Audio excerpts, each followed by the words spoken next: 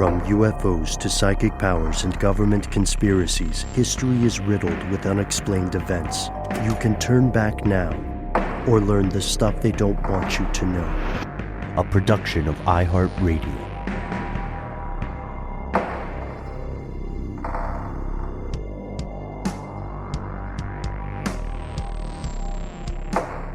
Hello, welcome back to the show. My name is Matt. My name is Noel.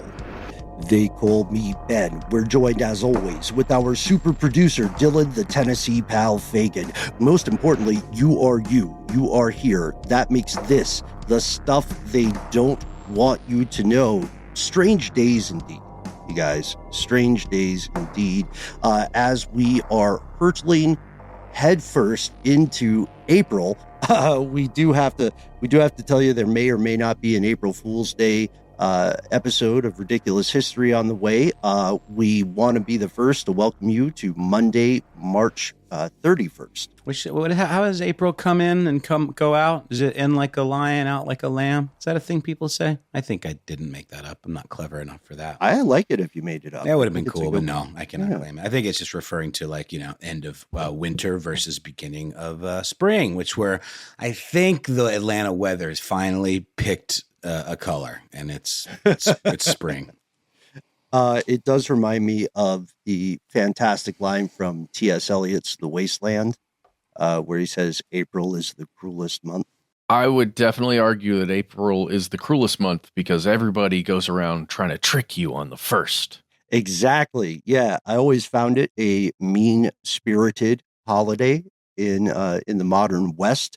But do tune in. We're going to get into the surprisingly murky origins of April Fool's Day. The line we're talking about here from T.S. Eliot is the following. April is the cruelest month, breeding lilacs out of the dead land, mixing memory and desire, stirring dull roots with spring rain. Somebody needs, I don't know, a little happy juice. Yeah, a little bit. It's a bit of a bummer. And actually, it's March that comes in like a lion and goes out like a lamb. I was late. But you know what? We're in it. Right now, currently, as we sit and record, it's the 26th. In media res, we are going to explore some bird updates. We're going to talk about passports and why you should remember them. A little bit of UFO news. We have so much to get to. Of course, we're going to talk about 23andMe. We'll have a follow-up on our Slavery at Sea episode from the past. Everybody, hold on to your ATM cards and be very careful where you put them. Before we do any of that, guys, remember a while back on our group chat, I asked whether we were all on Signal. Yeah, we've been talking about Signal for a minute. Mm-hmm. Yeah, I use Telegram, which is kind of similar in its end-to-end encryption, but people really have been screaming about Signal lately in terms of, privacy. And it seems like the government's been screaming about it too, to out of school. That's what we call a segue. We're going to be right back after a word from our sponsors.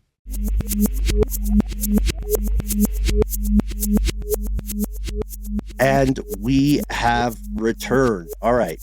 Unless you are living off the grid and somehow hearing podcasts, but not the news, you have probably heard of the recent hullabaloo regarding an editor-in-chief of The Atlantic, a guy named Jeffrey Goldberg, who, per his own reports, found himself accidentally in the wrong digital room. Have you guys ever walked into a room and realized you weren't supposed to be there? Yeah, and then I just kind of hung out and eavesdropped, Yeah, you just pretend like you are supposed to be there if you find yourself in that situation. Act like you belong here. Yeah, that's one of the big keys, right? One of the jewels will drop here. Can I answer really quickly that thing? So one time with our company, I got an email giving me full press credentials. So like the actual facts, full press credentials that I could take with a number and everything and walk into a place and just be like, I'm a member of the press. Yeah, get that shit laminated.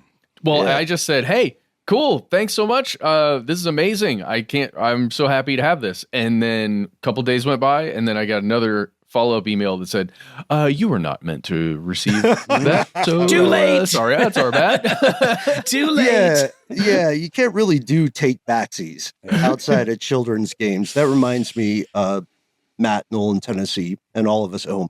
That reminds me of the time I interviewed Howard Dean when he was still like an up-and-coming viable presidential candidate. Woo! Wasn't he the woo guy? He's the woo guy. He right? was. Yeah. Yeah, that's how. I don't have a high enough range for it, but it was Bit of a I bet woo. Dylan- Yes, yeah. it was a bit of a yeah.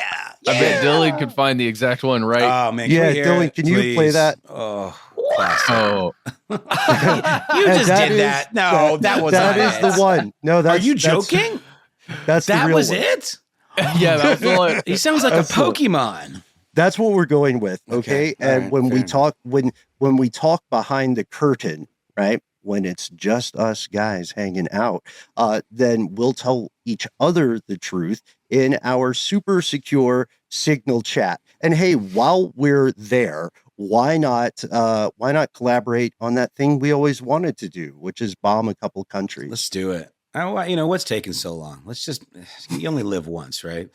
Yeah. Let's detail specific weapon caches that we're gonna take Minute by minute accounts Uh-huh. of the entire operation and logistics thereof. Yeah. While that one guy is standing Lurking. in the corner, Yeah.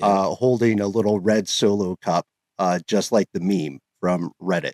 Oh, Or- that's right. The one where he's Yeah. like walking into the party you're talking about, and everyone's like thinking he's wondering what everyone's thinking about him. That one? Yeah. Okay. I think that's how I picture our buddy Jeff. So we have not met the journalist Jeffrey Goldberg. He is the current editor-in-chief of The Atlantic, and what Jeffrey found is that government officials have been using Signal to communicate in the aftermath of the Chinese telecom breach we talked about with the U.S. Treasury, but also maybe as a way of skirting FOIA compliance. Disappearing messages, not Mm. cool, not great. Can we also just say that I'm stoked to be just back to a place where we can just talk smack about the government? Isn't that what this show is all about? And just what this kind of thing is all about? Whoever's in power. It's what America's This is about, dude. apolitical trash talk about those in power. That is what the conspiracy world should be thriving on. I just want to put that out there because this stuff is wild. I think it's thoroughly American to Exactly. constantly complain about your government because of, in theory, this is not one of the governments that will black bag you for doing so. I said in theory. In theory. They'll just take away our security clearances once we're gone Out of office, right? Like the current admin did with specifically with members Hillary of the Clinton. Biden family. Hillary We're gonna Clinton as talk about it. Yeah, for So sure. let's go with this to give you the straight poop or the hot cheese here. You can't say straight poop and hot cheese. I know. Okay, you did. It's though. evocative It's in a weird way. Image so- is forming. Cast our memories back to March 11th, 2025. There's a group chat created on Signal. It's created by a national security advisor named Michael Waltz. This chat is like a group thread with the gang. The current vice president is there. The secretary of state is there. That would be Vance and Rubio. Auntie M, you were there. respectively. And Toto too. And you were there. Yeah. Mhm. A guy named Pete, who heads the Secretary of Defense position, yes. was there. Who could The forget CIA director, the director of national intelligence, Tulsi Gabbard, the Secretary of the Treasury, the guy who is probably the chief of staff for the White House, a couple of other folks, including special envoys to the Middle East, and Jeffrey Goldberg.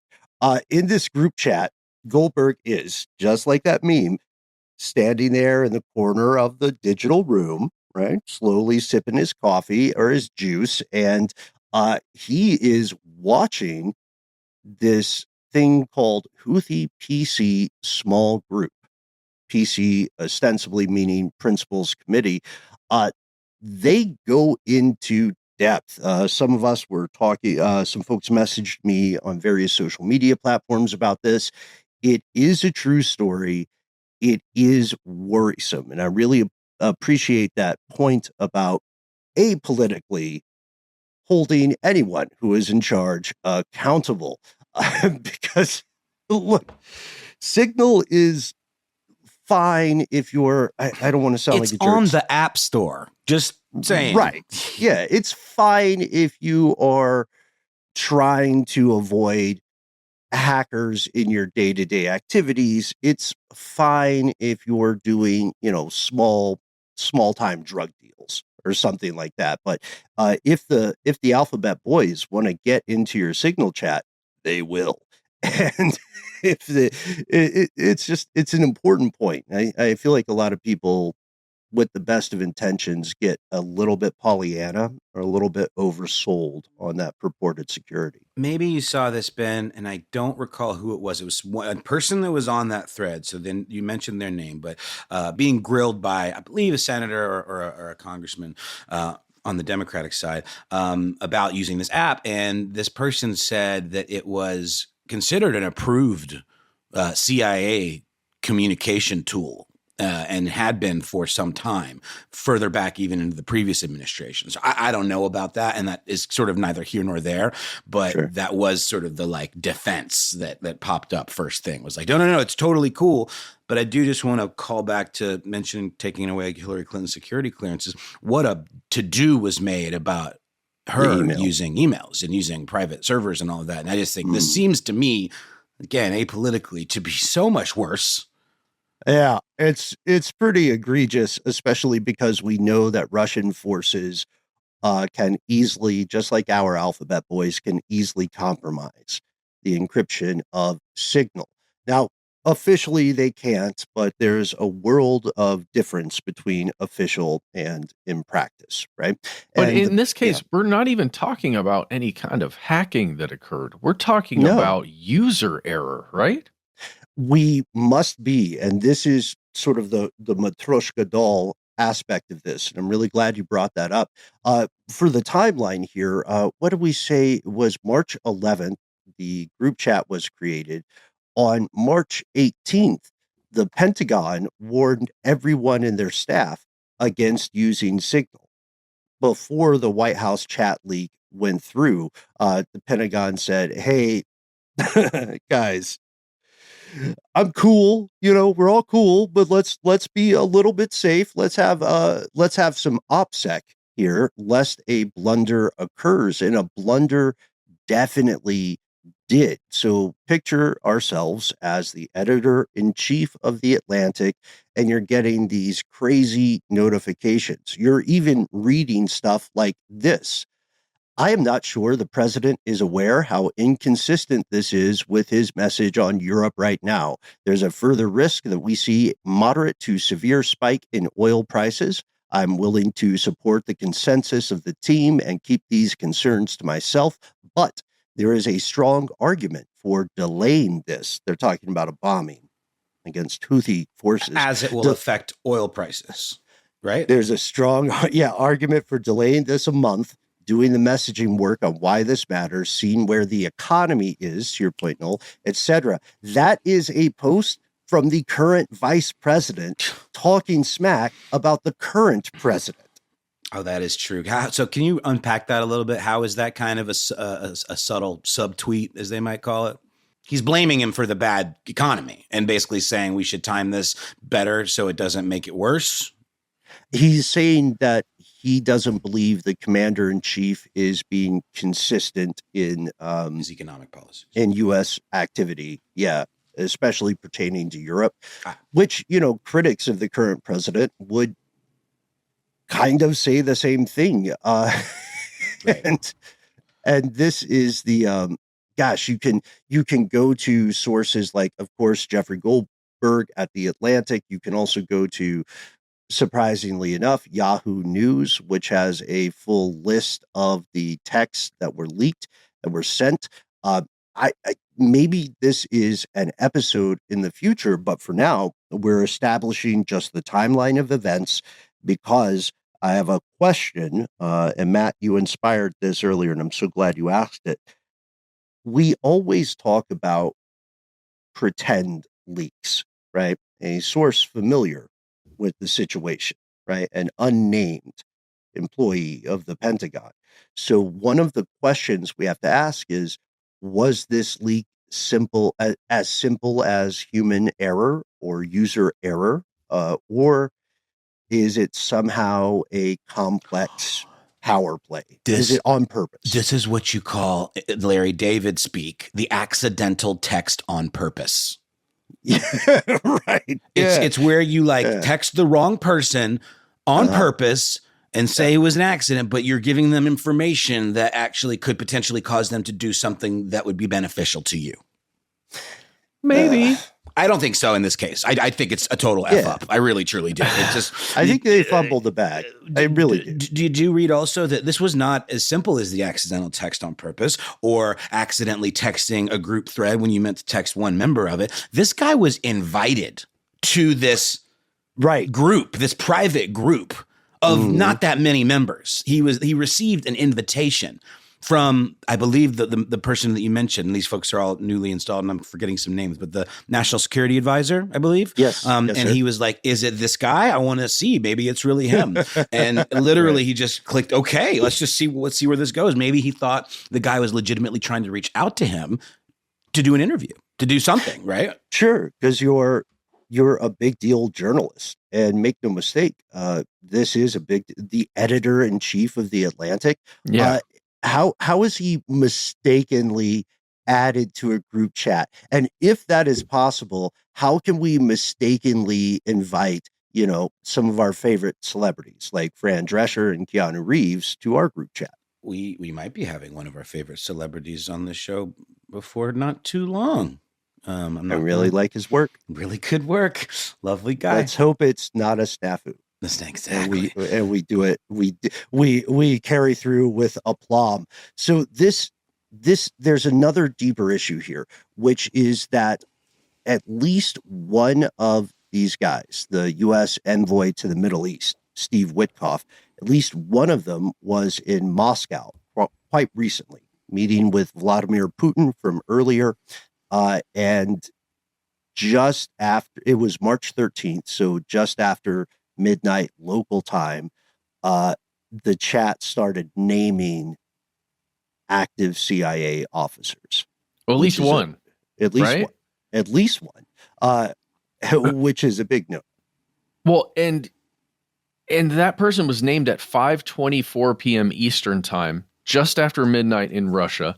And according to CBS News, this guy, Witkoff, was in Moscow until about 2 a.m., and right up until about 1:30 a.m., he was at the Kremlin meeting with President Putin. Right, exactly. Which goes to our recent episode that should be out by this time. Why are so many spies getting busted? And I can't wait for us to do the QA on that one. There's just unseen signal chats where people are just like, oh yeah, that one badass spy who's currently at the Kremlin right now. Right, dude. Mm-hmm. Yeah. And someone else is like, Gene is a fucking legend. and then, someone hits it with a like or an emoji react. Oh, he's having a party at his house next week. Are you guys going? Here's his deets. Did we mention the emoji react from this chain? That's fantastic in and of itself. I think it's a power fist, an American flag, and a fire emoji. Yeah, it's a fist bump. Mm-hmm. And then the flag and the fire emoji. And that comes to us courtesy of Michael Waltz.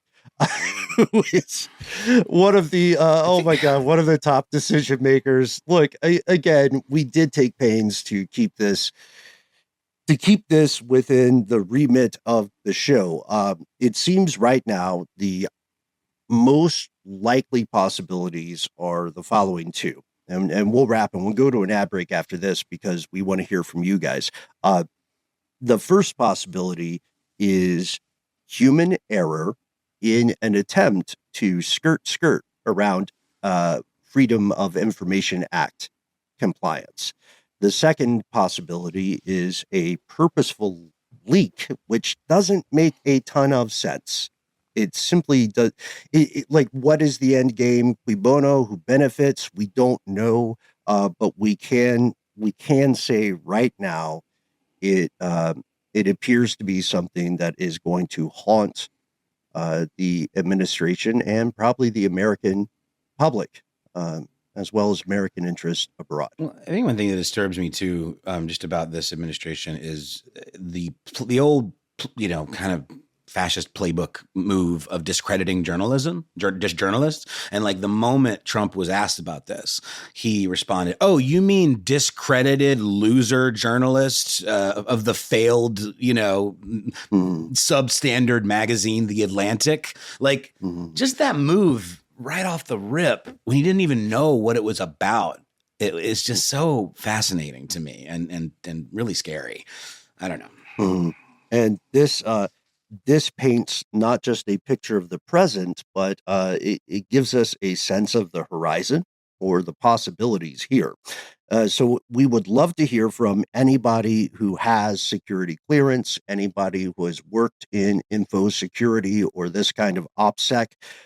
What do you think is going on? How did this happen? Is there a conspiracy afoot? Speaking of conspiracy, you can email those thoughts to us, conspiracy@iHeartRadio.com. For now, we're going to pause for a word from our sponsors. We'll return with more strange news, and tune in at the very end. There's an update on the Moonies. And we've returned. Guys, exciting news in the world of government contracts. Hell yeah. Oh, I've been learning about government contracts, guys, trying to dip my toes into the game. It looks like that's one of the best ways to make some serious moolah these days. Yeah, dip your fingers. You know what I mean? Get a little vigorous. It's all to help the mission. Dip your wick, you know? Oh, like our pal Fingies O'Brien from Daily Zeitgeist. Actually been doing some chocolate fondue action over here with some semi-sweet chocolate, dipping some pretzels, some strawberries, all kinds of deliciousness in there. Do you ever do make a little pattern, do a little half and half, like you're getting bespoke with it? That's interesting. No. Just full on semi-sweet. It's like almost not sweet. It's so good. Yeah. It's got an ass to it. Yeah. But we didn't dip our fingies into the fondue itself or our toesies, but got on the fingies and toesies. How about that? Not toesies so much. That would be weird. Okay. It's okay. I'm already picturing the Sade soundtrack for this. Oh, yeah. Chicka fully. Wow. Fully. Guys. Boeing got a win. We got a win for Boeing, everybody. Finally. Everybody out there. Those underdogs of Boeing. I mean, to be fair, they have had a bad run of it lately. Can I be the first to say it on the show? You're welcome, guys. You're welcome. Now you've got the big contract. Boeing has won an Air Force contract to develop the first ever 6th generation warfighter, dubbed the F-47. That sounds scary. Fist, America, fire. Okay, I don't want to sound like a jerk, so sell us on the F-47. Well, guys, I'm already sold. You don't have to sell me. Please go on. Heart and soul. It's the Air Force's next generation air dominance, or NGAD program, guys. It's a game changer for Boeing. Before this, they've been developed and maintaining the F-18 program. This is a huge, different type of fighter jet that has been in use with the United States military and the Air Force for quite a time. But that contract is ending for Boeing. So they needed something to juice up the old coffers and make sure Boeing stock stays, wherever it's going to go after the next plane falls out of the sky. Sorry, Boeing. All right. Sorry, it's Boeing. just okay. We're really proud of you. Really trying to maintain here. And again, you're welcome. But really, there's a massive Boeing facility in St. Louis that produces these F-18s and maintains them. And getting this new contract means, those individuals who are probably awesome human beings, it means they still have a job and they're going to make new things. New, really kick-ass things, in my opinion, these planes. No doubt. They are they're terrifying. At least if they do what Boeing says they will do on paper. What are they called again? Terror birds? F-47. They don't have some cool like nickname? Or I don't know. It's the NGAD program. Oh, okay. That's the Next Generation Air Dominance. We can workshop that. But go on. Yeah, we can. Yeah, we'll hit them up on Signal. The air chupacabras. How about that? There we go. The goat suckers. But okay, Matt, this is, as you said, a huge win. It's also important to put this in perspective because the contract award is after a successful pitch, and that's very different from building the actual plane. And we know for a lot of our fellow aviators in the crowd, we know that there's always a bumpy road, right? A bumpy runway. There are always hiccups and warts and blemishes and sometimes dangerous things with deploying a new kind of complex agglomeration of technology like this. So there are probably plenty of pilots who are already thinking, thank God this thing is not in service before I retire. Well, so there's some complexity to this. I agree with you, Ben, but there's complexity because it is a part of, as you said, a pitch. But as part of that pitch, actual vehicles are produced, not just by Boeing, also by Lockheed Martin, also by Northrop Grumman. Those are the three big contract fighters in the ring.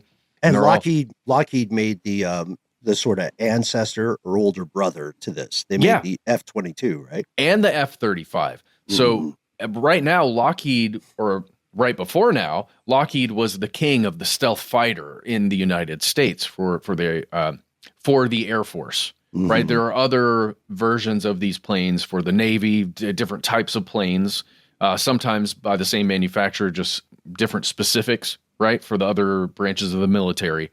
But Lockheed Martin was standing on top of that hill, but there have been a lot of problems with these next generation fighters that have been kind of put out in the news, just how many issues there are specifically with the systems, like the integrated computer-based systems. Also, issues happen there. Aren't there ballooning budget issues as well with some of these? I mean, as ever.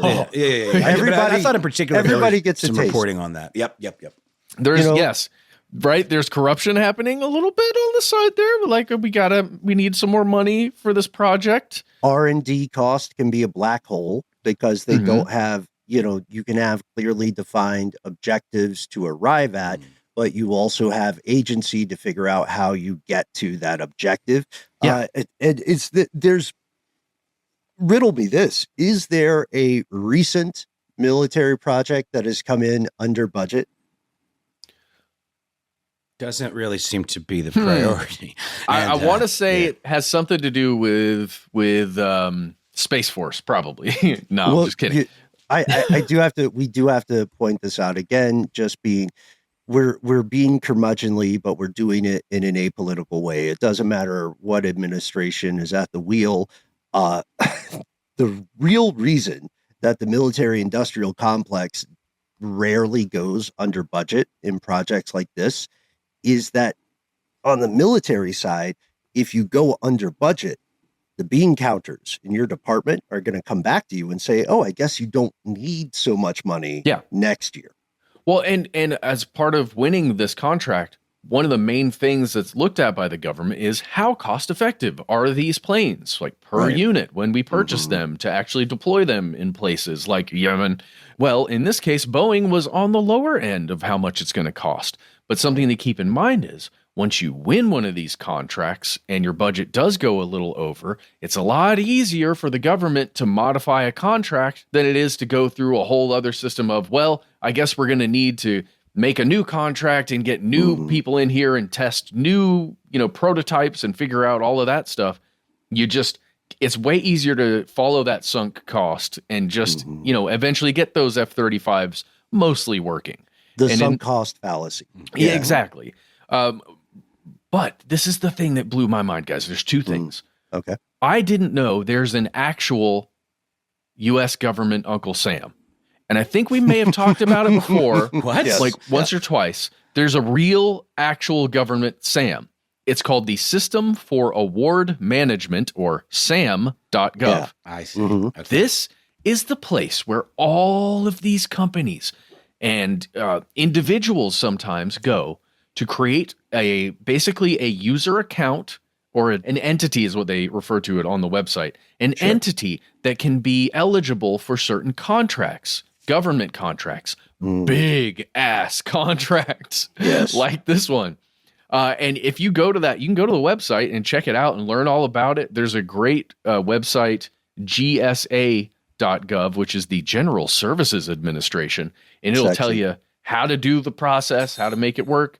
It's just, it's weird to look at it on your computer screen and think, oh, wow, people from these major weapons manufacturers do this exact thing and then sign up, make an entity as, let's say, Northrop Grumman, or in this case, Boeing. Or and stuff then, they don't want you to know. You know, whatever. It's America. stdwytk. It could mean anything. But they do all that and it just happens. That's weird. The other thing is, these next generation warplanes, like if you imagine a prototyped vehicle that gets shown off by Tesla, as he says it. Tesla? No, he says Tesla.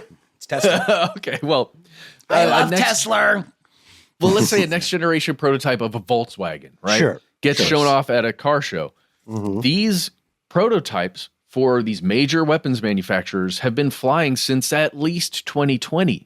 Yes. Which makes you think about some of the things human beings have seen in the air every once in a while, or a little blip that goes by, or a weird sound. It could very well be one of these prototypes that's being tested and has been tested for the last 4 or 5 years.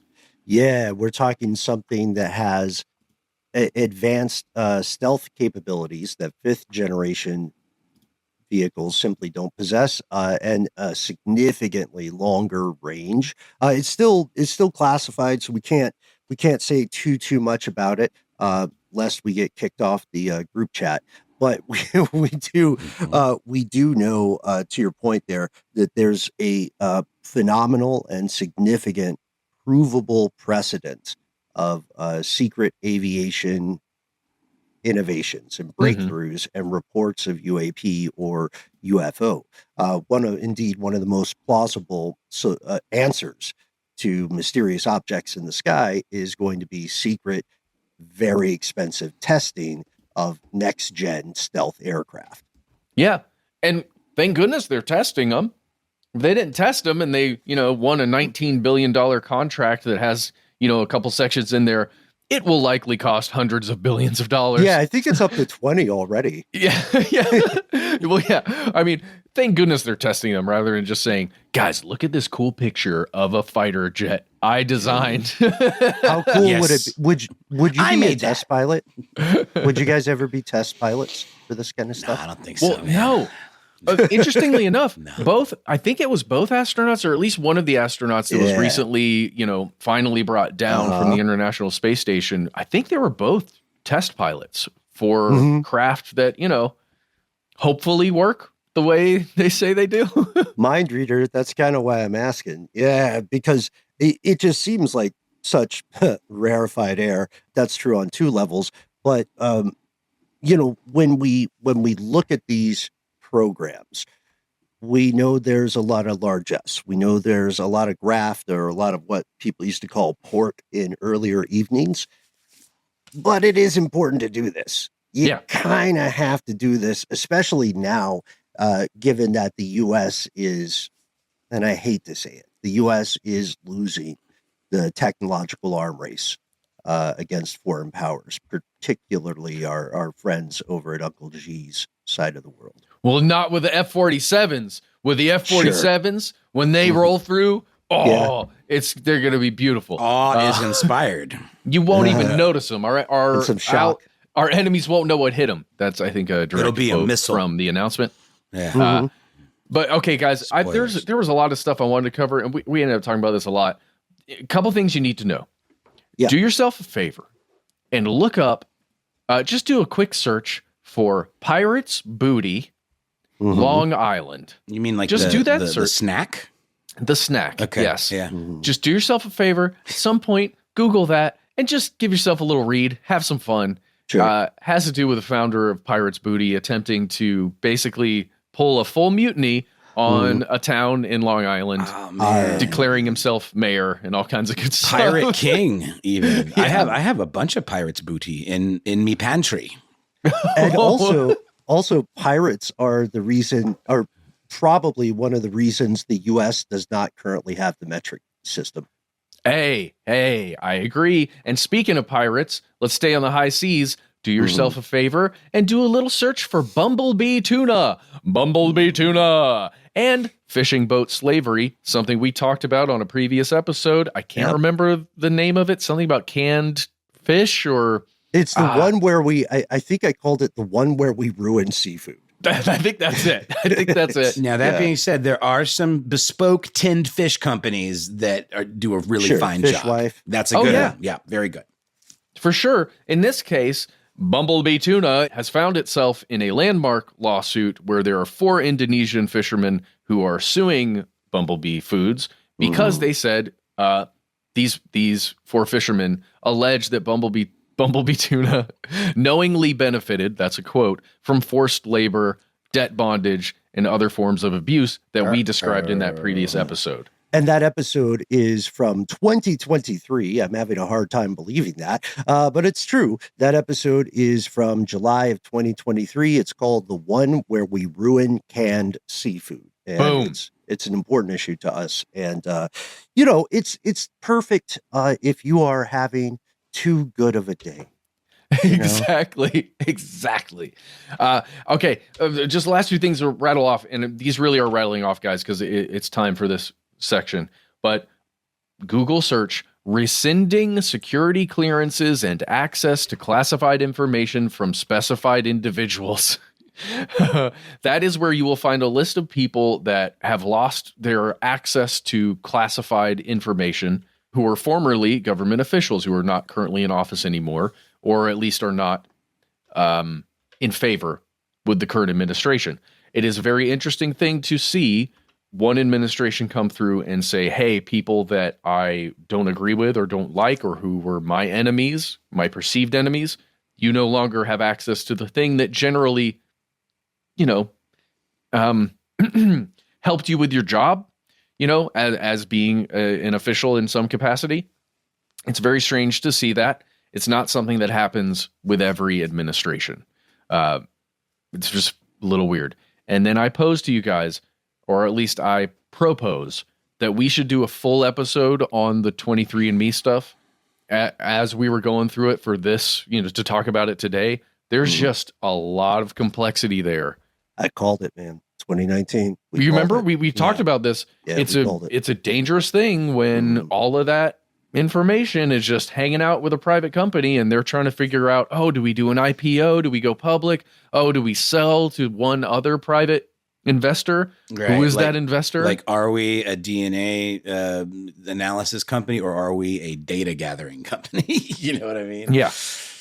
And, every single person that's spit into a thing is the product. So congrats. I don't think they posed that question. I think they knew the answer from the start. So Yeah.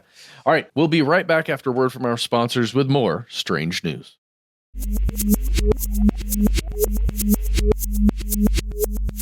And we return. Y'all, pilots are just like us. They can be absent-minded, little silly goofballs too. Just like us. Thank you. A United Airlines flight from Los Angeles heading to Shanghai had to make an emergency diversion to San Francisco after the pilot realized that he did not have his passport. Dylan, can we get the whoopsie sound cue from Mortal Kombat? Whoopsie. Made it. Oopsie. Whoopsie. Yeah, you know the one.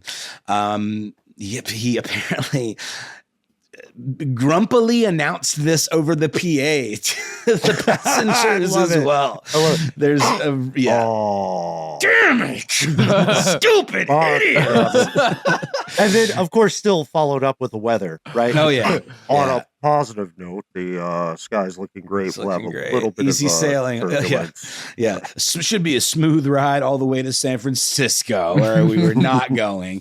It was a 6-hour all told delay to the passengers going where they were going, and to whoever was unlucky enough to be scheduled to be on that plane next, because we all know how airline delays work. It is a rolling domino effect situation, and I've always been irritated about this, Ben and Matt. I'm sure you guys have noticed this too. They don't give you information in a timely manner. They want to keep you hanging on. They want to keep you hanging on with these rolling delays when they probably know what the full delay extent is going to be. But instead, they just keep moving it 10 minutes, 15 minutes. And I don't know, what do you guys, how do you cope with this? Like where you really decide to cut your losses if you haven't left yet for the airport and don't want to be stuck there because you don't trust the damn airlines, to be honest with you. So you haven't left yet? I haven't. Yes, it just happened to me recently. It was rolling delays, and I was trying to decide because it was actually on our way to our big trip, our big show in Brooklyn, because I was traveling. I was having to check a bag with some very not only expensive, but important equipment for our show. And I was worried that if I went to the airport and then the flight was canceled after I'd already checked the bag, it might end up in some kind of airport limbo. You know what I mean? I actually asked you about this, Ben, at the time. So maybe share your perspective with the listeners too, because I know you're a seasoned traveler and probably run into this more times than I have. Oh, shucks. I love hanging at airports. Well, you guys remember when we were stranded at the Atlanta with airport? Gaurav. Yes. With Gaurav. Who says hi, by the way. Cool. We were hanging there, and we were in the same sort of domino effect situation that we were already there. Yeah. Beautifully described. Yeah. So one of the questions was, how long do we stay at this airport in the city we all live in? You know, we're not stranded out in Samarkand or something. We're in our hometown, and we ended up staying there because of the information drip that you were talking about. The plane, if I recall correctly, our flight kept getting pushed just a little at a time. And we kept saying, well, it's not really worth it for us to drive back home and then go through security. So we better befriend everybody else who was stranded. And we had an epic night. But I know there's a question, Noel, that all of us listening are going to expect. And so I ask on behalf of our conspiracy realist, what airline was it? Oh, yeah, sorry. It was United, which is... What type of plane was it? Unclear. Probably a Boeing. But it was a Boeing. It was? Unrelated. I don't think that... Yeah, the Boeing didn't make dude forget his passport. I know. No, but Boeing gets such a hard time in the news. Why not just... Let's just throw it at him. Somebody in Congress will be like, now, is it correct that the Boeing aircraft does not provide onboard passports for the pilots? Like, no, Senator, that would be illegal. That's not how passports work. Well, y'all, yes, exactly. I guess it never, this is interesting to me, I think, too, because it never really occurred to me that pilots are like subject to all the same crap that the rest of us are. They might get waved through certain security. There might be like an expedited line for them and stuff. And also depending on maybe where this person was going to end up. Perhaps this was a resident of China and definitely needed the passport to get home even. Right? Yeah, that's a great question, because this, you're absolutely right about the cool line at the airport. That's for flight crew. That's for the pilots. And you're also absolutely correct, I would say, regarding, the question of nationality. We can assume this was a U.S. passport holder, but do we know that for sure? I don't think so. They didn't name names. And it's actually pretty funny. The reporting on this is a little bit light, honestly. Maybe it's just an information air gap kind of situation with the airline. But the one, they just got the most, CNN just got the most absolutely lackluster quote from one of the Okay. passengers. I'm All right. feeling pretty frustrated. A business traveler who requested anonymity told CNN, I have to reschedule all my plans for Monday, which is really inconvenient. Well, it stinks though, because we have to exercise I empathy. know. It's just We funny. would probably have said the same thing. Maybe Well, so. if Yeah. CNN showed up at that cursed, what was it, like a Blue Moon or a Gordon Biersch that we spent Yeah. hours in? Mhm. If It was a Blue CNN Moon. showed up and asked us, we would have been like, we would have said some of the same things. I think. We probably would have bought CNN a drink at that point, man. I mean, we were, Yeah, sort we of- we kicked were, it we, hard. just We- owned it at that. We were just posted up like what's that movie where Tom Hanks lives in the airport? The Terminal. We were like the Terminal. Yeah. We were Terminal boys. Can you guys can you imagine that panic that would set in if you were As on an the guy? international flight? Yeah. Jesus, And you Yeah. just you're looking through your bag Yeah. and you can visualize your passport sitting there on the table. Oh my Like you've put it there to God. remember it, but Oh you God. totally didn't. Oh, Your stomach man. drops. And I would argue it's even worse on some level, because not only is there a ton of people trusting you, right? Depending on you, and they all have their together. Beat me there, Dylan. But also perhaps on a even more damaging social aspect of it, you have a co-pilot. Yeah. And your co-pilot, like, in a different country, they might just tell you to get the parachute and pop off the plane because we got somebody else who can fly it. Well, it's my understanding that they diverted to San Francisco so they could get a whole new flight crew. Wow. So they had dude Right. was dunzo.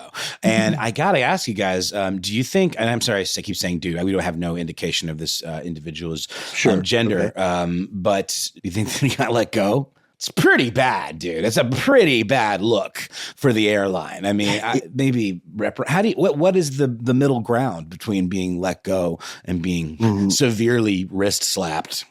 You get a passport on on like a lanyard. Yeah. Yeah. And A laminate, like Matt's ill-gotten press pass. Right. You get, I mean, really, it's a case of human error, absent-mindedness without more context. It'd be very,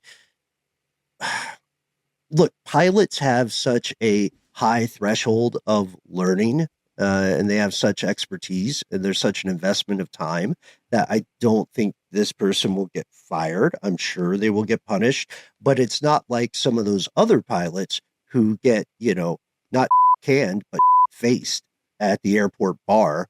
And they're like, I'm going to hop on a plane. You know what I mean? Yeah. Well, we have no indication there was any intoxication involved, no intoxication indication, and there was nobody was in harm's way at any point. This is literally just an example of a really foolish thing to have done and an embarrassment to the airline and this individual who, to my knowledge thus far, has not been named.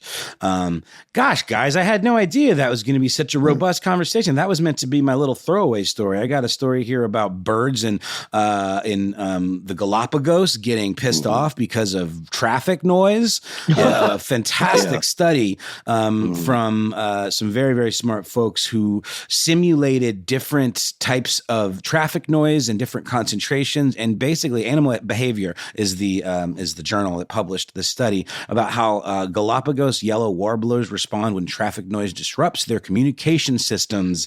It essentially shows that there are environmental things that lead to evolution much quicker than maybe one might think. And I know, look, this is the way to put it is thus. Charles Darwin, this is from Study Finds, fantastic site, by the way, great resource.org, sort of crystallization of this. Charles Darwin may have studied finches during his famous Galapagos visit in 1835, but today's yellow warblers are offering modern lessons about adaptation to human-altered environments.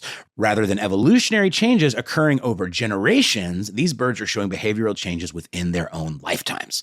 So these human-made knock-on consequences that are invading, natural habitats for these creatures are causing much more accelerated evolutionary traits, which I think is super, super interesting. Again, to wrap this up, research teams from the University of Vienna set up experiments across 2 Galapagos islands that differ dramatically in their human footprint. Santa Cruz hosts over 15,000 people and more than 1,000 vehicles, while Florinia Island has about 100 residents and only 10 vehicles. This contrast created a natural laboratory for studying how different levels of exposure to traffic noise affect bird behavior. And it just goes into this whole concept of sound as a survival tool for these creatures. They use it to communicate, they use it to signal danger, to attract mates so that they can reproduce. And this is potentially causing problems in those departments, which is causing the birds to have to sing louder and be a lot more aggressive in their mating, rituals and habits. And no one's going to talk about the effects of submarines and sonar on whales, which is a very similar situation. Very much so. Yeah. I got to point out one. We were talking about this briefly off air. One related story that stood out to me. I just have to say it because I'm like emotionally 4 years old. There's another issue with light pollution for a specific type of bird over in Switzerland. Great tits are having fewer young in the city because of the light pollution. Oh man, they're the kind. They're great tits are the great tits are the types who really get down when the lights are off. It would seem so. Huh. Yeah.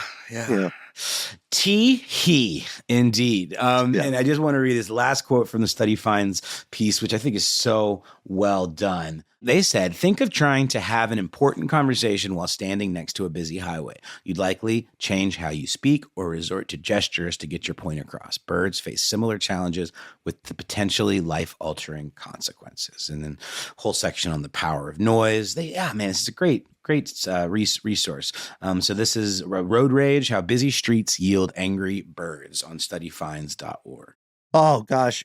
You can tell the energy is great this evening, folks, fellow conspiracy realists, because we have a lot of stuff we didn't get to yet, and we will get to that in future segments or in a future episode. In the meantime, we need your help. We pass the torch to you, be it yours to hold it high. So join us. You're the most important part of the show. We'd love to hear from you. We'd love to hang out with you, whether that is on a telephonic device, whether that's on our notorious email, or whether it's on the lines, on the lines on the internet. Oh boy, indeed. You got options galore to reach us. You can find us at the handle Conspiracy Stuff, where we exist on Facebook with the Facebook group that is ours. Here's where it gets crazy. It can be yours too. It's a community that you can join, be a part of. There's some great folks on there. We're also Conspiracy Stuff Show on X, FKA, Twitter, and on YouTube, where we have video content for your perusing enjoyment. On Instagram and TikTok, however, we're Conspiracy Stuff Show. We have a phone number. It is 1-833-STDWYTK. When you call in, you've got 3 minutes. Give yourself a cool nickname and let us know if we can use your name and message on the air. If you want to send us other stuff, maybe links, or I don't know, pictures, why not instead send us an email? We are the entities that read every piece of correspondence we receive. Be well aware, yet unafraid. Sometimes the void writes back. The most successful assassin in recent news is Tetsuya Yamagami, whose murder of Shinzo Abe in 2022 may have led to Japan disbanding the Moonies. What do we mean? What are we talking about? Just shoot us a line. We'll tell you all about it. Conspiracy@iHeartRadio.com.